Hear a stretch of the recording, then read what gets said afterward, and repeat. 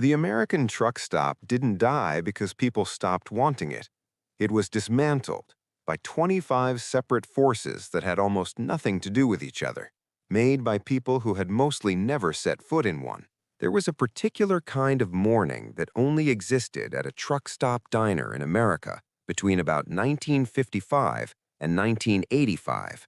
The parking lot outside would be full before sunup, 40-foot trailers idling in rows, their running lights burning orange in the dark. Inside, the booths were cracked vinyl, the menus laminated and sticky, and the coffee came in a mug that had been refilled so many times the bottom had a faint brown ring. The waitress knew what you were having before you sat down. The man in the next booth had driven through the night from somewhere in Kansas. The man across from him was heading there. They were talking because the CB had introduced them 200 miles back on the interstate, and this was where they had agreed to stop. The pie was made on site. The eggs were real. The check averaged about $1.14. By 1986, truck stop restaurants were the second largest food service sector in the United States, surpassed only by fast food chains. That single fact tells you how central these places were to American life and how completely the story ends. This is the account of those 25 specific forces, decisions, and shifts that dismantled a culture most Americans never fully understood they had. Some of these forces were deliberate, some were structural, some were the unintended consequences of decisions made by people who had never eaten a piece of truck stop pie in their lives.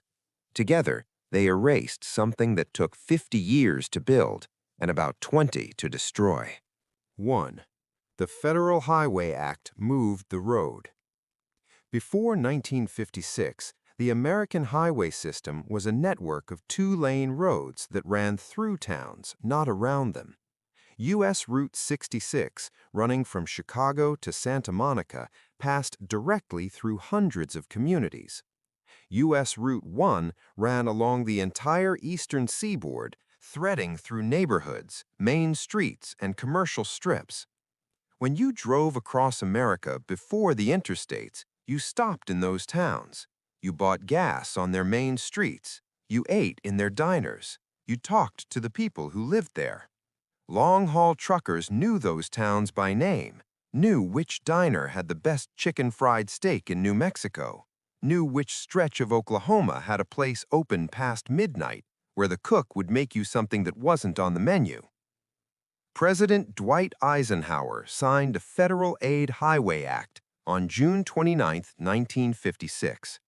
The stated purpose was national defense and economic efficiency. The plan called for 41,000 miles of new interstate highway to connect 42 state capitals and link 90% of American cities with populations over 50,000. What it also did, though no one announced it this way, was move the road. The new interstates didn't pass through small towns, they passed outside them, with ramps giving drivers access to local areas. The goal was traveling long distances in the shortest possible time without much consideration for who or what was being bypassed. The result was immediate and brutal for towns that had built their economies around travelers. Of the 32 active businesses in Peach Springs, Arizona, before Interstate 40 bypassed the town in 1978, only 2 remained afterward, a grocery store and a motel. That pattern repeated itself across the American Southwest and Midwest, wherever the new interstates pulled traffic away from old routes. The places where truck stop diners had existed, places with local reputations, local staff, local food, were suddenly a detour.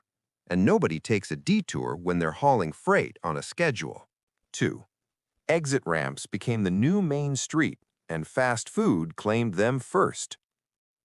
The interstate didn't just reroute traffic, it created a new geography of American commerce. The exit ramp became the new crossroads, and whoever got there first would control what travelers ate, where they slept, and how long they stopped. Fast food chains understood this faster than almost anyone else. The interstate exit was everything a fast food franchise needed: high-volume traffic, minimal need for repeat customers, and a location that didn't require travelers to venture into unknown territory. You didn't need to know the town, you could read the sign from the highway. The relationship between fast food and the new highway system was not accidental. McDonald's, which had opened its first Ray Kroc franchise in Des Plaines, Illinois in 1955, just 1 year before the Highway Act was signed, expanded with the interstates as if they were growing from the same root. By 1963, McDonald's had 500 locations. By 1968, 1,000. By 1974, 3,000. The brand's rise precisely tracked the decade in which the interstates were being built and opened across the country.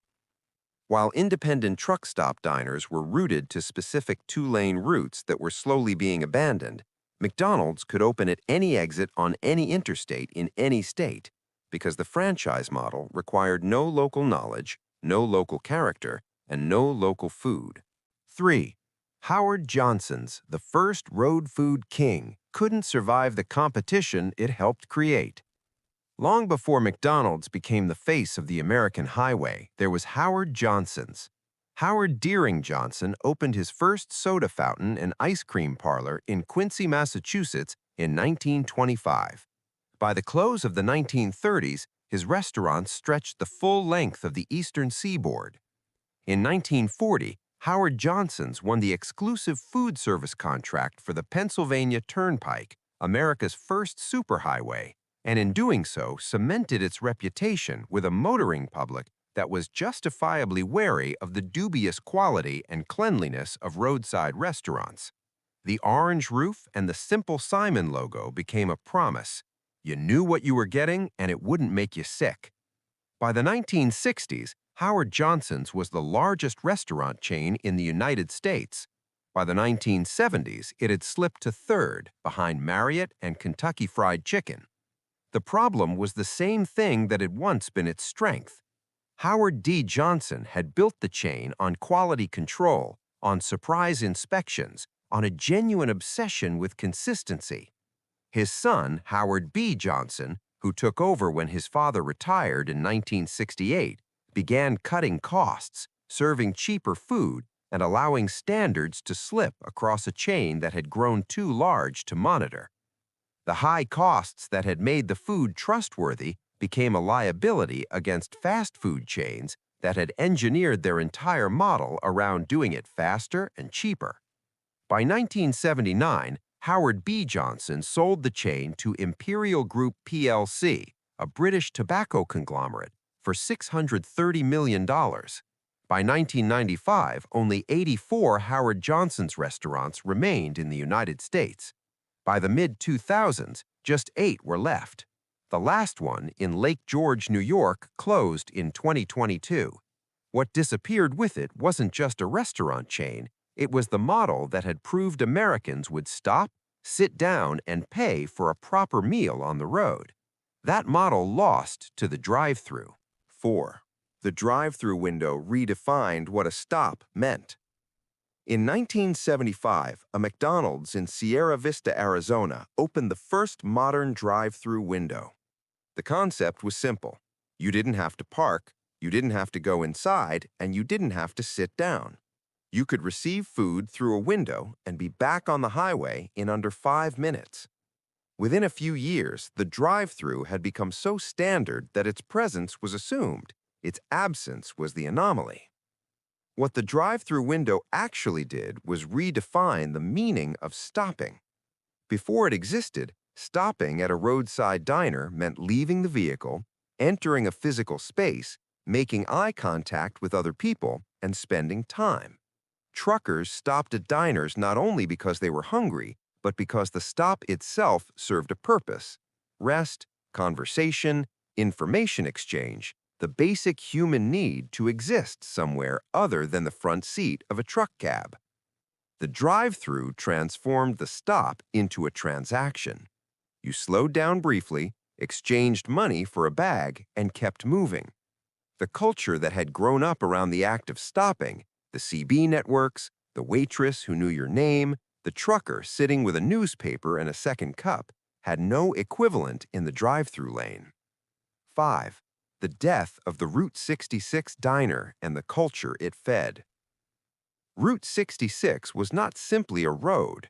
From 1926 to 1985, it was the physical infrastructure of a particular way of traveling and a particular way of stopping.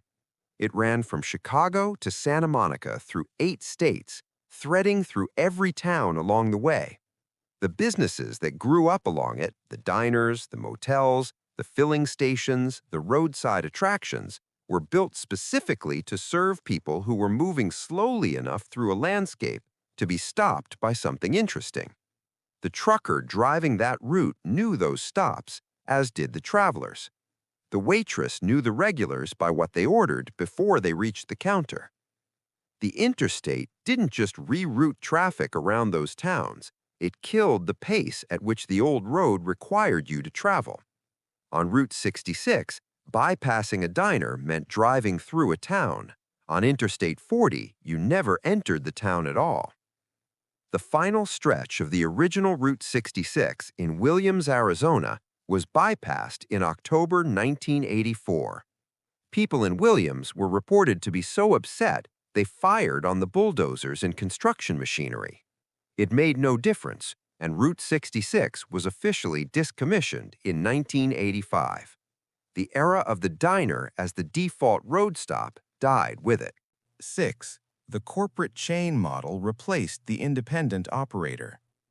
Through the 1940s and 1950s, the truck stops that existed tended to be smaller, mom-and-pop operations. They each had a specific character. Some were known for their pies, some for their steaks, some simply because the owner had been running the place since the Korean War and knew every regular by name. The independence of those operations was also their limitation. They couldn't scale, couldn't advertise nationally, and couldn't survive when the traffic patterns shifted. But they were also what made truck stop culture specific, local, and worth stopping for.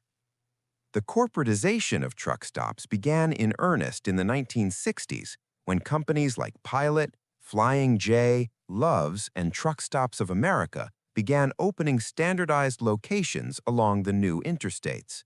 The National Association of Truck Stop Operators, founded in 1960, helped organize and professionalize an industry that had previously been a collection of individual entrepreneurs. Standard Oil opened the Iowa 80 truck stop on the newly emerging Interstate 80 in 1964, and it became a prototype of the megastop model that followed. What was gained was reliability and scale. What was lost was any reason to prefer one stop over another, because they were all increasingly the same. 7. The oil crisis of 1973 broke the independent truckers' economics. In the fall of 1973, OPEC imposed an oil embargo on the United States, and the price and availability of diesel fuel became an existential problem for the independent truckers who had built the truck stop culture. Stations ran out of fuel and closed their doors. Prices surged. For truckers paid by the mile, this was a catastrophe. Trucks don't run without fuel, and the economics of independent hauling were already thin. The oil crisis didn't just threaten livelihoods, it triggered wildcat strikes, highway blockades, and the kind of collective action that comes from people who have no other way to be heard. In 1974, one driver was killed on the road in Pennsylvania after strikers dropped a boulder on his cab from a bridge. What the crisis also did was accelerate the use of CB radios as a coordination tool and push the trucking industry toward larger, more economically resilient operations. Independent owner-operators who survived the 1973 and 1979 crises often did so by aligning with larger companies or cutting costs wherever possible. The small independent truck stop was one of the costs that got cut. The oil companies with resources to build and supply large-scale fuel operations used the crisis to move into the truck stop business in a way that smaller operators simply couldn't match. 8. Deregulation reshaped who drove and what driving meant. In 1980, Congress passed the Motor Carrier Act, which substantially deregulated the trucking industry. Before deregulation, trucking routes and rates were controlled by the federal government, and the Teamsters Union had significant leverage over wages and conditions. Deregulation opened the industry to more competition, which drove down freight rates and, over time, compressed the wages and independence of individual truckers. The culture of trucking as a well-paid, independent profession, the cowboy of the road image that had defined the 1970s, began its structural decline in 1980, even if the popular image took another decade to fade. The economics of deregulation pushed more drivers toward company employment rather than independent owner-operation. A company driver doesn't have the same relationship to the truck stop as an independent one. He's on a schedule set by someone else, driving a truck owned by someone else, stopping where efficiency dictates rather than where habit or community has brought him. The truck stop as a social institution, a place where the men who owned their own rigs gathered because it was theirs in some informal sense, had lost a piece of its constituency. 9. CB radio, the social network of the road, was killed by its own success. Citizens Band radio had existed in the United States since the 1950s, but it was the combination of the 1973 oil crisis and the Nixon administration's national 55-mile-per-hour speed limit that transformed it from a professional tool into a cultural phenomenon. Truckers used the CB to locate fuel, report on open scales, share information about police enforcement, and coordinate with other drivers across distances that otherwise have meant total isolation. The radio transformed the road from a solitary experience into something closer to a community. Two truckers might agree to meet at a specific stop after exchanging information on Channel 19 hundreds of miles apart. The stop itself became the physical extension of the airwaves.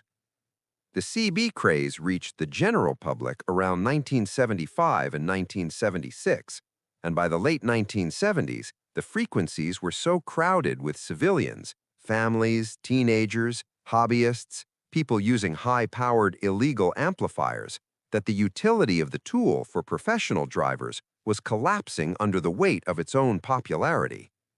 Millions of users jammed the frequencies, making communication difficult or impossible on heavily traveled corridors. Solicitation became a serious problem at truck stops, with the radio being used in ways that made professional drivers want to turn it off entirely. The Federal Communications Commission deployed traveling enforcement teams to address the overcrowding.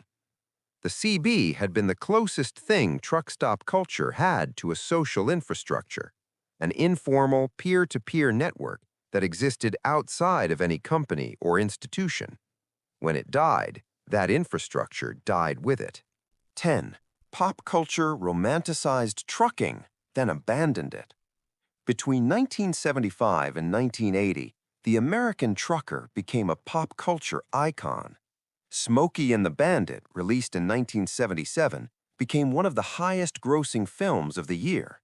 Convoy, the 1978 Sam Peckinpah film, depicted truckers as outlaw folk heroes, modern cowboys answering to no one. BJ and the Bear became the most-watched television series on its network. Trucker hats, CB handles, and CB slang entered mainstream American culture. People who had never driven a commercial vehicle were using the language and wearing the aesthetic. This cultural moment was, in retrospect, the peak and the beginning of the end simultaneously. The romanticization of trucker culture commodified it in a way that extracted the appeal, the freedom, the slang, the style, while leaving the actual people and the actual places behind. The fad ended.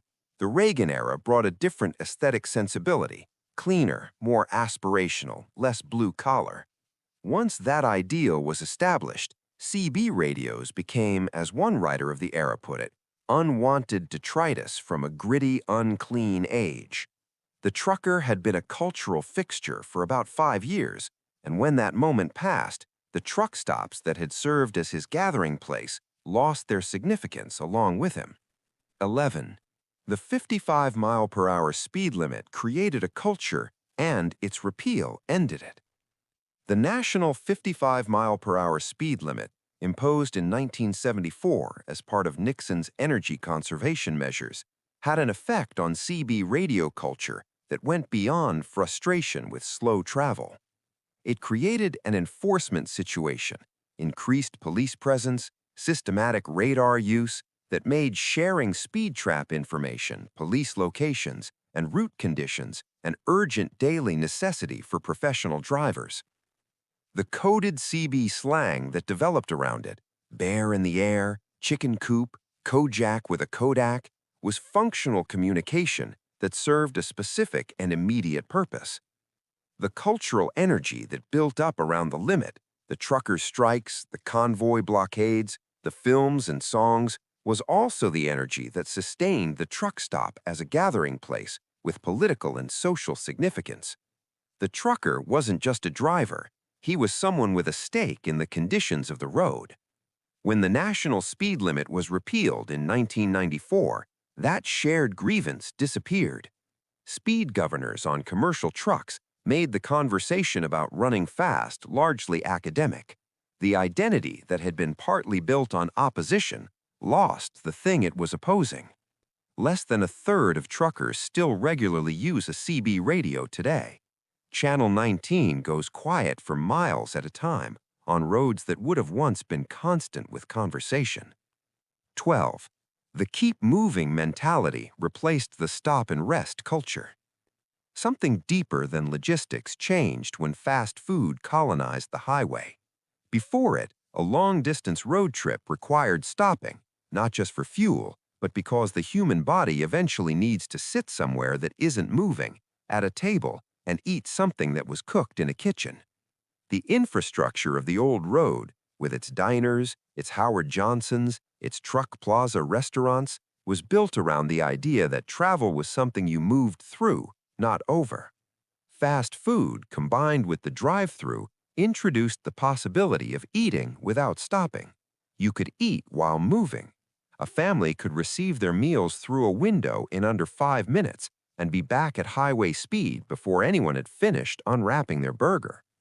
The practical consequence was that stops became shorter, less frequent, and less socially significant. The truck stop diner had existed, in part, because it was the only real option. A long-haul driver had to eat somewhere, and the diner was where that happened. Once it became possible to eat without stopping, the diner lost its captive audience. 13. Regional road food disappeared into a national menu. The waitress at the ranch hand special counter in a New Jersey truck plaza didn't serve the same food as the one in a New Mexico stop with its green chili, or the Nebraska restaurant with its catfish plates and parchment menu. Truck stop food, for all its reputation as greasy and unremarkable, was in many cases genuinely regional. A 1969 guidebook evaluated 350 of the best truck stop restaurants in the country, and what it documented was a patchwork of American regional cuisine served at low prices to people who were passing through and needed a real meal. A ranch hand special in 1970, 3 eggs, 3 pancakes, and 2 ham steaks cost $1.75. Fast food replaced that patchwork with a national menu. The same burger, made the same way, at the same price, tasted exactly the same whether you were in Georgia or Montana. This was, for many travelers, the whole point: predictability and speed. But it meant that food stopped being a reason to stop in a particular place. There was no longer any culinary reason to prefer Exit 47 over Exit 49. The food would be the same at both. What the standardization of highway food did, quietly and without announcement, was make the road itself interchangeable. And an interchangeable road has no use for a place with a local identity. 14. The trucker's image collapsed, and the truck stop lost its cultural credibility. In the 1970s, the trucker was a folk hero. By the 1990s, the most prominent cultural image of the American truck driver had shifted substantially. The FBI's 5-year Highway Serial Killings Initiative, released in 2009, documented more than 500 unsolved murders connected to highway locations. Hollywood had spent 2 decades writing truckers into horror films and crime stories. The cultural pendulum had swung from the trucker as outlaw cowboy to the trucker as danger on the road.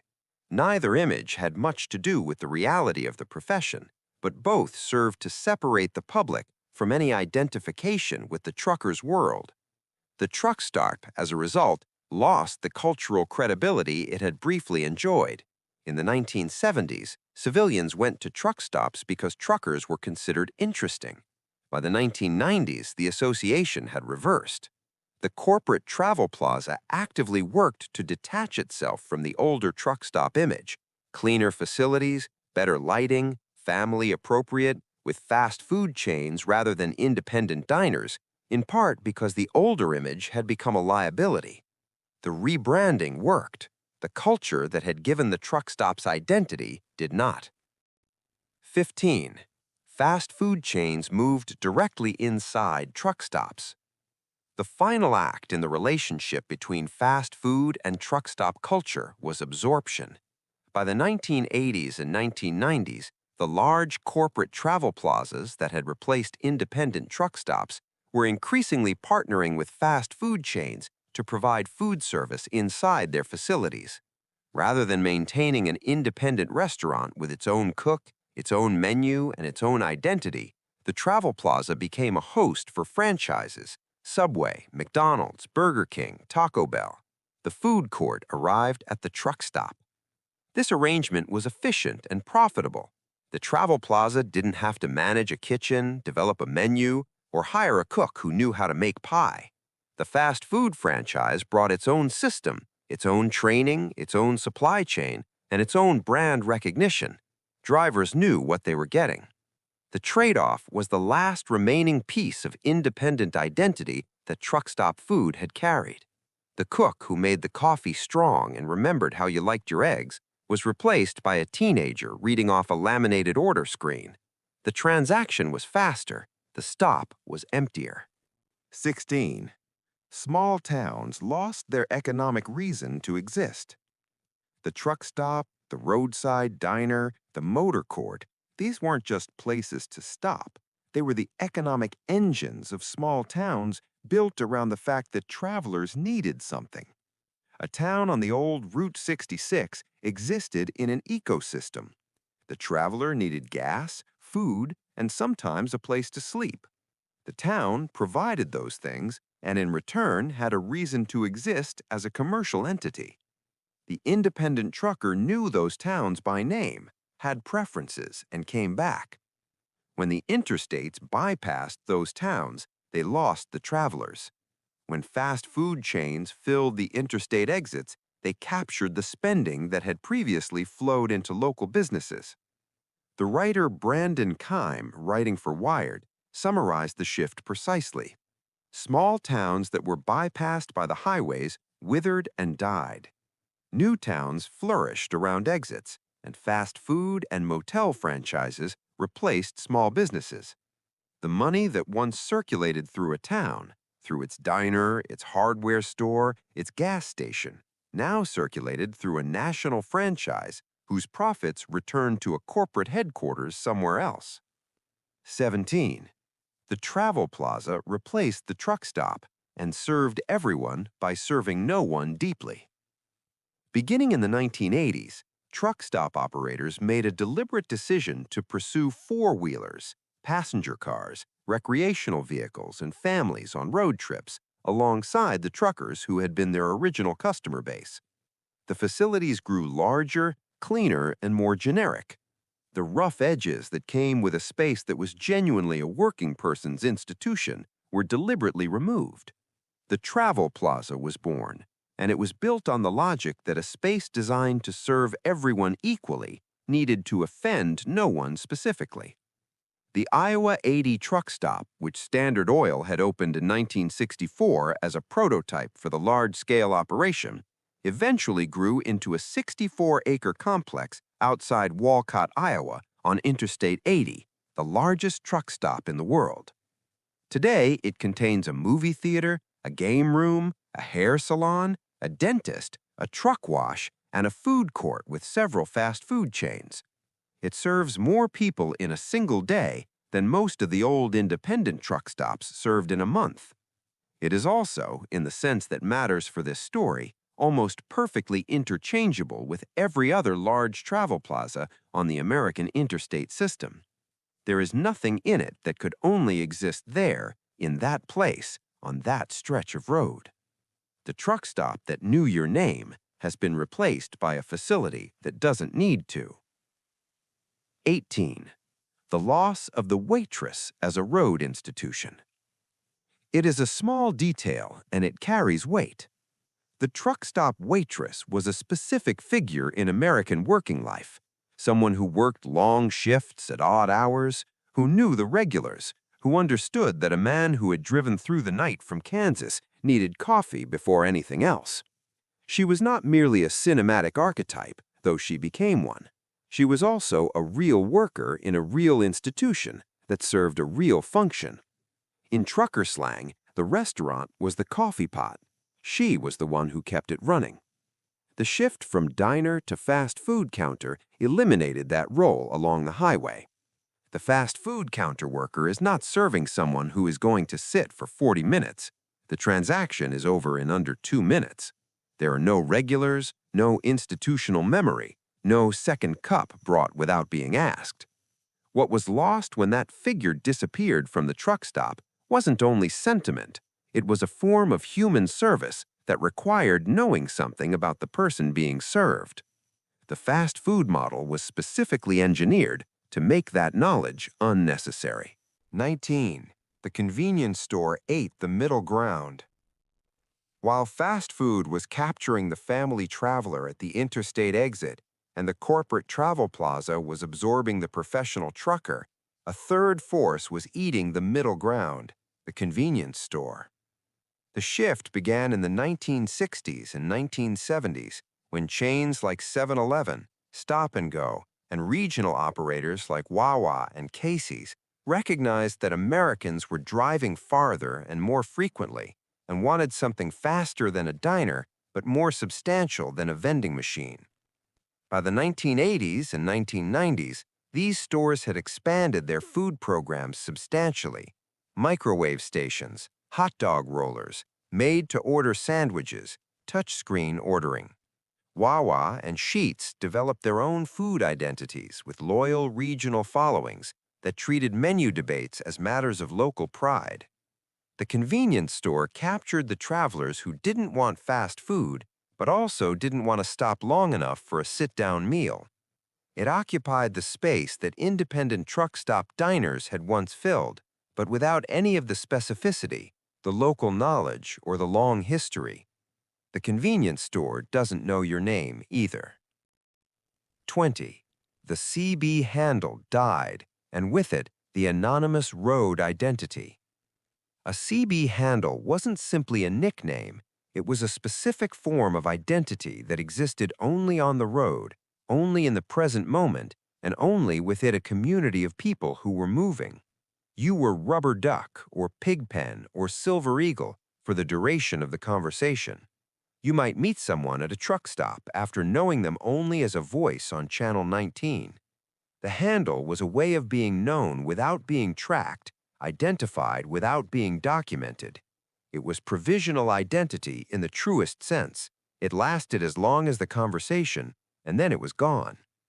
The GPS system, the digital logbook, the cell phone, and the fleet management software that became standard in commercial trucking by the late 1990s and 2000s created a documented, tracked, accountable driver. Every mile was logged, every stop recorded, every communication subject to review. The CB handle, with its anonymity, its informality, its capacity for genuine connection and for playful deception, had no place in a profession that was now fully monitored. What vanished with it was a specific kind of freedom that had been built into the infrastructure of the road itself, the freedom to be someone else for a few hundred miles, then stop for coffee and meet the person you'd been talking to. 21. The frozen food revolution changed what road food actually was. There's an uncomfortable detail buried in the history of truck stop diners. A significant portion of what was served in them was the same frozen food that the drivers in the parking lot had hauled there in their refrigerated trailers. The made-from-scratch reputation of truck stop food was real in some places and mythologized in others. The industrialization of the food supply that accelerated through the 1960s and 1970s changed what cooking meant in a commercial setting. Frozen proteins, pre-made sauces, and standardized portions made it possible to run a food service operation without a classically trained cook. When fast food chains perfected the same logic, frozen patties, centralized preparation, uniform assembly, they were doing what truck stop diners had already been doing in many locations, just more efficiently and more consistently. The honest trade-off was not between fresh diner food and processed fast food. It was one kind of processed food served by a person who knew your name and another kind served by a person who didn't. The fast food chain removed the last piece of the equation that made the stop personal. The food was roughly equivalent. The experience was not. 22. Fast food targeted children and made the road trip a family project. Fast food chains were not in their early years primarily targeting families. White Castle, McDonald's, and the original burger chains sold cheap food to young men. But the development of the Happy Meal in 1979, the expansion of playground equipment at McDonald's restaurants throughout the 1980s, and the sustained advertising aimed at children transformed the fast food stop into a family event. The child in the back seat now had opinions about where to stop. That vote went to the place with the toy in the box, not the diner with the good pie. This demographic shift changed what roadside food service looked like. The family road trip increasingly meant stopping at fast food exits. The infrastructure that developed around those exits was designed around family travelers. The truck stop, with its culture of male working life, its CB radio, its rough edges, and its atmosphere built for long hours, was structurally excluded from the new vision of the American road trip. It was not a place you took your children. And increasingly, the American highway was designed around the assumption that you were. 23. The 1980s cleanup of truck stop culture drove away its own identity. The deliberate corporate effort to rebrand the truck stop as a family-friendly travel plaza in the 1980s was a rational business decision. It was also the cultural end of the institution. Truck stops had a reputation, partly deserved, for rough edges. The solicitation over the CB, the prostitution that had existed at and around certain stops, the dice games, the general atmosphere of a space that operated by its own rules for a specific kind of person at hours when the rest of American commerce was closed. All of that was real, and it was also part of what made the truck stop a genuine subculture, a space that existed outside the sanitized mainstream, that belonged to a specific working class, and that didn't ask anyone's permission to exist the way it did. The Travel Plaza removed those edges. It brought in national chains, improved the lighting, installed family restrooms, and made the space indistinguishable from any other roadside commercial facility. In doing so, it also removed the reasons that truckers had preferred it. The man who had stopped at a particular independent truck stop for 15 years because it was his and it knew him had no reason to prefer that spot over any other. The clean, generic, well-lit Travel Plaza was a better facility and an emptier community. 24. GPS and the digital logbook ended the human information network. The CB radio had been, in practice, a distributed intelligence system for the American highway. Weather conditions, road closures, scale locations, fuel prices, police activity. All of this moved through Channel 19 in real time, carried by the people who were actually on the roads and had immediate knowledge of what was happening. It was informal, imprecise, and sometimes wrong. It was also faster and more granular than anything a government agency or fleet management company was providing. GPS navigation, digital logbooks, fleet tracking systems, and eventually smartphone applications replaced that informal network with something more accurate and more comprehensive. A driver today has access to real-time traffic data, road condition alerts, and turn-by-turn navigation that would have been inconceivable in 1975. What the technology also did was eliminate the social necessity of the truck stop information exchange. You no longer needed to stop at a particular plaza to find out what was happening 50 miles up the road. You checked the app. The information was better. The conversation that had surrounded it was gone. 25. What remains is a museum of what was lost. The Iowa 80 truck stop, 64 acres on Interstate 80 outside Walcott, Iowa, calls itself the world's largest truck stop. It has a dentist and a movie theater and a food court and a truck museum and a gift shop full of chrome accessories. It serves more people in a single day than most of the old independent truck stops served in a month. It is, by any measure of efficiency and scale, a remarkable facility. It is also exactly what replaced everything this story has been about. It is what truck stop culture looks like when every rough edge has been sanded down, every independent personality has been franchised out, and every reason to prefer one stop over another has been engineered away in the interest of serving everyone equally and no one specifically. The independent diner along the old Route 66 is not entirely gone. In parts of New Jersey, New York, New England, Delaware, and Pennsylvania, the independently owned diner remains relatively common, the last geographic holdouts of a food culture that once ran the length of the American road. In Texas, Buc-ee's has built a new version of the destination stop, drawing national attention with its brisket sandwiches and enormous footprint. Casey's has loyal regional followings in the Midwest for its pizza. The form survives in modified versions at the margins.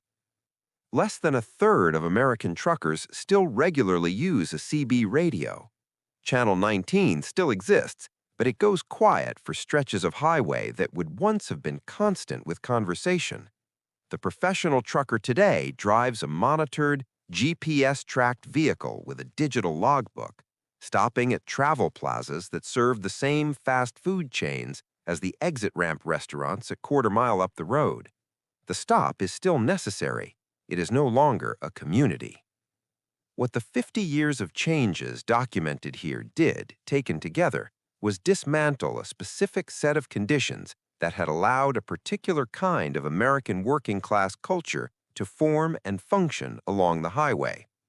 Those conditions, the two-lane roads through towns, the independent operators, the CB radio network, the culture of the long stop, the food that was specific to a place, were not inevitable. They were built by specific decisions and destroyed by specific decisions. The new thing that replaced them is faster, cleaner, and more consistent. It is also, in the sense that the trucker at the Hebron, Ohio truck stop in 1977 understood the word nowhere.